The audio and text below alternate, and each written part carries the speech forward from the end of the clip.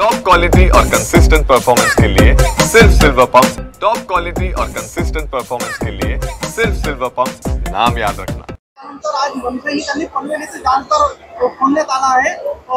महाराजांच्या भूमीमध्ये अशा प्रकारचे डान्सर चालणार आहे, अशा प्रकारच्या सूचना मनसैनिकांना दिल्या आहेत। निश्चितपणे या राज्यामध्ये कुठेही अवैधपणे या पद्धतीने डान्स बार किंवा इतर कुठली गोष्ट चालू असेल तर ती खपवून घेतल्या जाणार नाही, परंतु या पद्धतीने कायदा हातात घेऊन त्याच्यावर कार्यवाही करणं हे देखील योग्य नाही। अशा पद्धतीचं जर का काही अवैधपणे सुरू असेल तर त्याचं तक्रार शासनाकडे द्यावी, प्रशासनाकडे द्यावी, शासन निश्चितपणे त्याच्यावर कारवाई करेल। ज्यांनी ज्यांनी कायदा हातात घेतला असेल त्यांच्यावर कारवाई करण्यात येईल।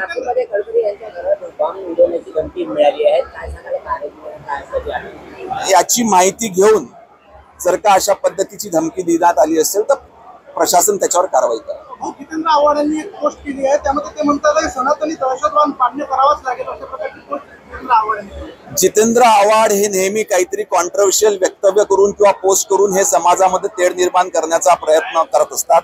माझी त्यांना विनंती आहे की आज समाजामध्ये जी शांतता आहे ती टिकून राहण्याकरता अशा पद्धतीचे कुठले कॉन्ट्रोवर्शियल वक्तव्य करू नये। मेघना बोर्डीचे राज्यमंत्री आहे, त्यांनी ग्रामसेवकाला धमकावलं होतं आणि रोहित पवारांनी पोस्ट केली की कृपया मंत्री महोदयांना आवरा।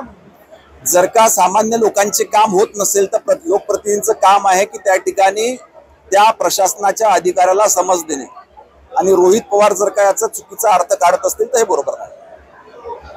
पालकमंत्री हेल्पलाईन सुरू करण्यात येईल अशा प्रकारचं वक्तव्य आपण केलं काय?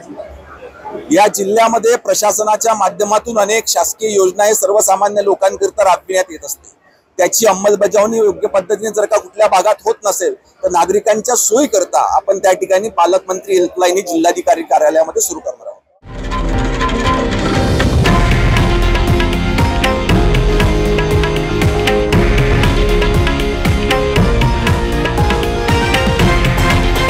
हे आहे देशातील नंबर 1 न्यूज नेटवर्क आणि आपण पाहत आहात TV9 मराठी, एकमेव।